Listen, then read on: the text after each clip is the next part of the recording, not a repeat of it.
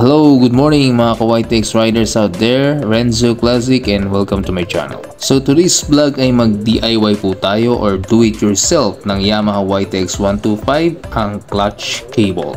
Kaya stay tuned lang kayo dyan mga ka-riders and stick around.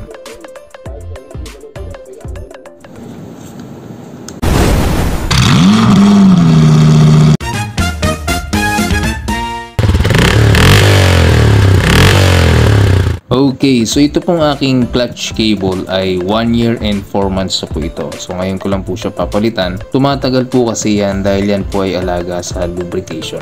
So kailangan i-lubricate para hindi po siya tubigas, kalawangin, or worst case scenario ay biglang maputol habang ikaw ay nagbibiyahe. So hindi po maganda yun. Kaya dapat inaagapan po natin ang ating maga. Hindi po kasi magandang ugali yung kaya pa yan, pwede pa yan, tapos pag naputol tsaka lang magpapalit. So para sa akin, hindi po maganda yung ganong ugali. Kaya dapat agapan na kasi mararamdaman mo naman kung kailangan na siyang palitan. Kaya nga may tinatawag tayo na preventive maintenance at corrective maintenance. Alright, so sa pagpalit ng clutch cable, kailangan muna nating alisin yung battery cover at yung air filter cover para madali nating ma-execute yung pagtanggal ng clutch cable. So sa pagtanggal ng air filter cover, ito po ay naka-screw. So gagamitan natin siya ng screwdriver. Ngayon, tip ko po sa inyo, pag magtatanggal po kayo ng screw or magkakabit ulit, wag po masyadong mahigpit or madiin yung pagtanggal at wag rin sobrang higpit kasi alam niyo po ba ang mangyayari niyan? Malulose thread po yan. Kasi pag yan po ay na-loose thread, mahihirapan po kayong ikabit yan ulit. So mauobliga kayong bumili na dapat kasukat niyan.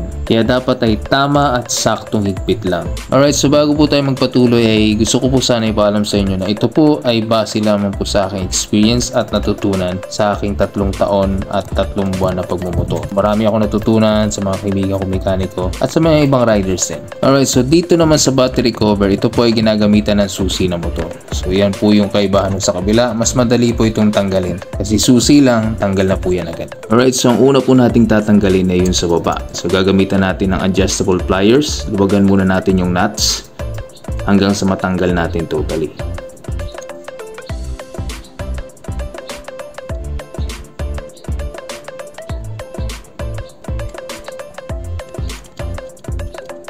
Alright, so once na maluwag na yung dalawang nut niyan, aangat naman natin yung pin na naghihigpit at nagsisecure doon sa clutch cable. So ito po yan mga ka-riders. Ngayon kung kaya po siyang sundutin o iangat ng daliri, okay lang po. Ngayon kung matigas, nahirapan ka, pwede naman gamitin ng maliit na screwdriver. Yan po kasi nagsisilbing lock ng clutch cable. Kaya pag binalik po natin yan mamaya, sigurado dapat secure na secure. Sa part ko po, ginamitan ko siya ng maliit na screwdriver. Kasi para sa akin, mas madali po siyang iangat at sundutin pag gamit ang screwdriver. Sa paggawa naman po kasi mayroon tayong kanya-kanyang estilo. Importante po ay pareho lang din ang resulta pag naayos. Basta importante at mahalaga ay kung saan kayo mas mapapadali at madadalian na gawin yung bagay, dun po kayo mag-stick.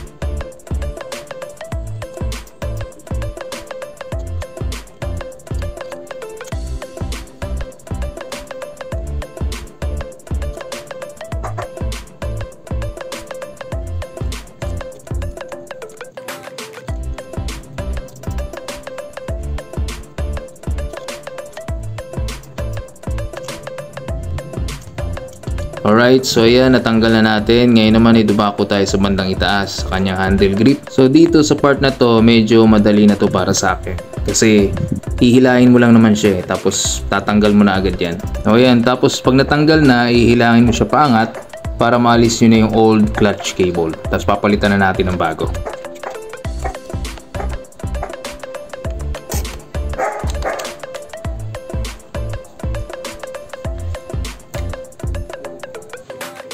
Alright, so ito po ipapalit natin. So pangalawang bili ko na po sa kanila. So una kasi stock, tapos bumili ako nito, tapos ito na yung pangatlong bili ko. Sa Shopee lang din po ako bumili, mas madali na kasi sa online.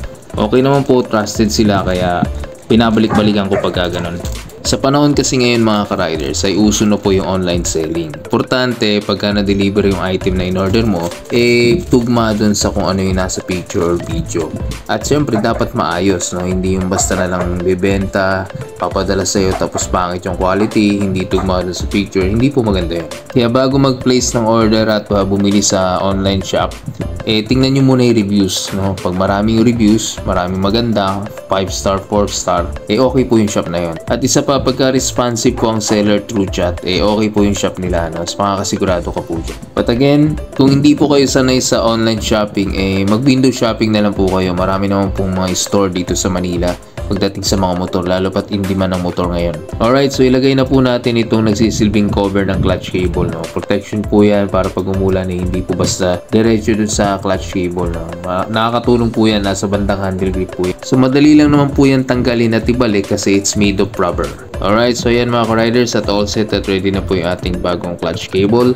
Sandaan nyo po kung paano po natin siya tinanggal, hinila, tinalis sa pagkakabit kanina. Ganun lang din po natin siya ibabalik. Padadaanin natin siya sa mga butas, all the way sa baba, higpitan, hanggang sa totally makabit ang ating clutch cable.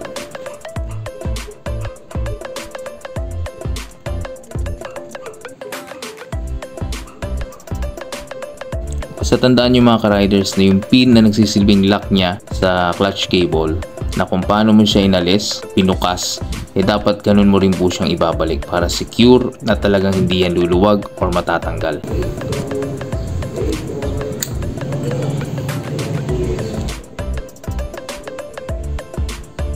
Alright, so dito naman tayo sa bandang itaas. So itong pinapakita ko sa inyo, wag nyo po itong gagawin, ha. Wag nyo pong ipilit na ipasok or i-bend ng gusto yung clutch cable na yan. Kasi baka mamaya masira yan at yan pa yung maging cause ng pagkaputol, no? Wag nyo pong gagawin yan. Merong other solution o ibang paraan kung paano natin may kakabit na maayos na walang kahirap-hirap.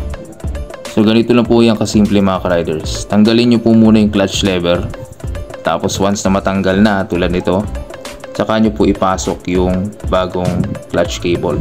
Tapos pag naipasok na po tulad yan, dapat siguradong pasok na siya, nakalapat na mismo dun sa may butas. Saka po natin siya iti-twist or ikot hanggang sa mabalik po siya sa dating pwesto or sa tamang pwesto niya. Tapos i-secure at higpitan yung bolts and nuts. Alright, so ganun lang kasimple mga riders, no, pagpapalit ng clutch cable. So ayan na po siya, ganyan na po itsura niya. So titest mo lang, pipiga-pigain mo kung okay ba, tapos titingnan mo rin at nararamdamin ng mga daliri mo kung abot ba siya or sakto lang, kung malalim ba or mababaw. I-adjust mo na lang yan.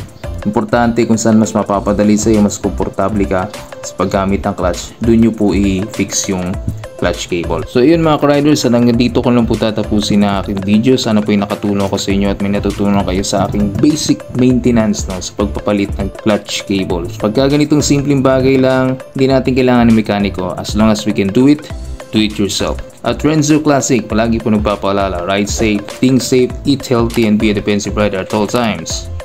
RK Ventures. Ciao.